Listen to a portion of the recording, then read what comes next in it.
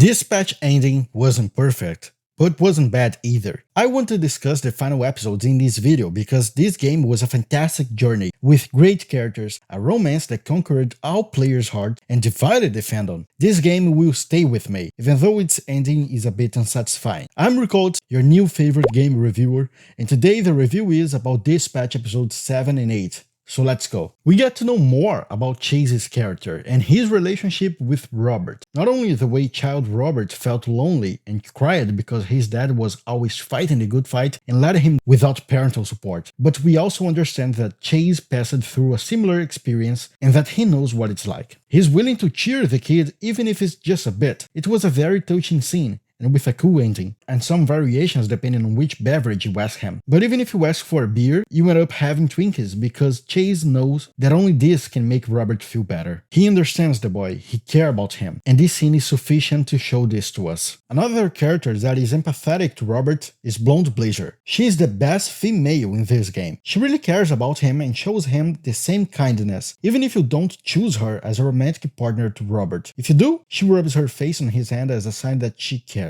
It's another warm moment between them. The rainy climate helped with the sad atmosphere surrounding the episode. We can see the Z team trying to figure out what to do after what happened, after Vizzy blew up the team with her impulsive behavior. And I do think that the scene of Phenomena Man staring the earth was inspired by Invincible. I felt I saw this scene in other media, and if it isn't Invincible, I think it was Superman, which I'm not so sure since it's too recent. Either way, it shows that even though he can't understand the nuances, since he's an alien and not a human, he needed some time to think and reach this conclusion. And about Waterboy? Well, some people deal with their struggles in different ways, like Waterboy did by ragging the vending machine. Some people are just built different. We had a good amount of minutes of this episode spent on gameplay to upgrade our team. Everyone is far silent than they're used to, but this adds to the "what can we do after what she did to us" atmosphere.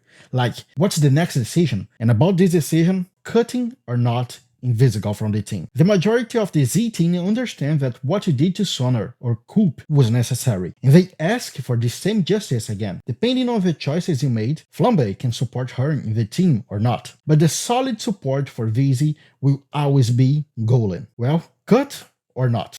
There's rarely any other explanation besides pure simping for people not cutting Invisal and keep her on the team, since more than 50% of people didn't cut Invisal as the statistics show. Even the game understands this because if you do not cut, you lose morale with the team. Still, I didn't cut her because I wanted to finish her route before Blonde, so I contributed to this statistic even though it was hella unfair. She still leaves the room with her invisibility either way. If you cut her, which is the fairest option, the team will still respect you, but Invisal won't show up in the next call. This gave me a surprise. Invisal was indeed a traitor. Even though the just decision cut her off from the team, she still deserves mercy for what she did. Which is funny, since she even says that we didn't even think properly to decide it. But Robert's answer is on point. My Robert, at least. She did what she did when she was a villain. This doesn't change anything, but it doesn't define her either. And the other moral decision is kiss her or not. The majority of people decided not to forgive Invisal, but still decided to lean in for her kiss, because why not?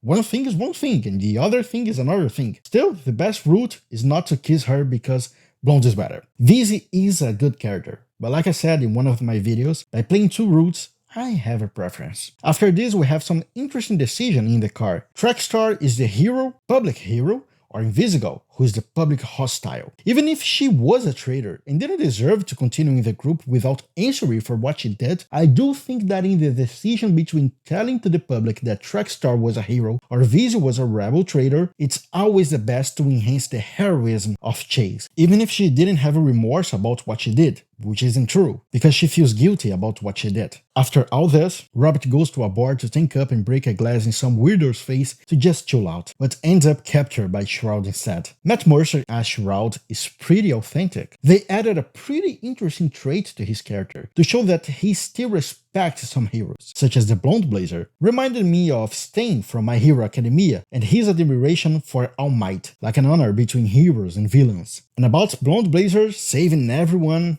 which is Robert, only Robert, how can we not admire her? She saved him and demonstrated the villain's respect for her. In both routes, she enters there alone and goes out with Robert in her arms. In both routes, she steals the show. And after this, we have an atmosphere of the end of the world climate. And this atmosphere of the world is ending is something that I like very much in every medium that does it. The feeling of urge, the feeling of this is serious now, like Marvel Spider-Man 1 and 2 ending, where superheroes show or games need this type of feeling. It gives me some chills to see the end of the story. And in this point of the story, we understand that even Blonde doesn't have much of a faith in Invisal anymore. If we choose to say that she's still a good person, she says that we are expecting a lot from her, or something like this. In episode 8, after everything, Robert needs to take a weird combination of coffee with whiskey. He needs reinforcement to take the city back. Also, this orange fella, who is behind the mask, man? During the gameplay, if you didn't cut Invisal, she will probably appear to help you during the fight, but the focus is definitely the blonde blazer being playable. Best hero ever. Because the final boss can only be beaten by her if you want style in her moves. And the final playable boss is a fight against Coupe or Sonar. If you win, you get the choice to let them be reintegrated into the group or not. If you don't, they go to jail. I conquered the city once, but in the second route, I couldn't, and that cost me a coupe in the team at the end of the game, which, by the way, worked better as a villain than Sonar did. Sonar for me is the hero, and Coupe feels like it has some villainous aura around her. We have another decision of getting Invisal back on the team or not. Sort of. Vizzy gets back, and you decide whether to untie her or not. Obviously, the best choice is to trust her. Everyone who thinks knows that if she has the astral pulse for her or Shroud, it wouldn't make sense to mess with the mecha suit. She was willing to take a final shot in the return of Mecha Man, which takes us to the final battle. The final fight was good, but not that good. It lacked a better OST to give me chills. Sure, they put the main theme when everyone joined it together, but still, I felt something similar to Spider-Man No Way Home ending. Even though all the emotion and nostalgia in that fight, if you think a bit more, you can understand they could do better. It would be nicer to see Shroud taking some of the team members off his Mecha Spider suit, something to show us more of a menace he is. We could only have him predicting the dialogue, which was cool, but they could develop this gimmick of him further, but he used it inside his suit, so I think it's fair enough. The choreography was okay to good, but not that great to give me an epic ending feeling. Like I said, I felt this aura formed. He predicts the future. You can never be one step ahead of him. And I think they should enhance this more. They did this in the ending though, like the ending when you choose to give him the Ultra Pulse or not, but I wish I could have just, I don't know, like I said, make him beat Gollin or some character just by predicting their actions, just by showing how unstoppable he is. You know, Aura formed this guy just a bit more. I want to see how he handles in a difficult situation, and not inside his mecha suit super mega ultra powerful, but in a more personal approach. This could make him more terrifying for me, which he was a bit during the bar scene and a bit more during the last scene where you decide to give him the Astral Pulse or not. But, the text involving him was still amazing. The text of Shroud's character is well written for sure. In the first ending I did, Invisal Hero and Shroud killed it. I decided to give the two Astral Pulses, and the conclusion was Invisal sacrificing for me and Robert going all in on Shroud. Since I said to Chase that I would kill him, and a more rebel Robert is compatible with a VZ ending, I killed him and felt a bit of a lack of consequences.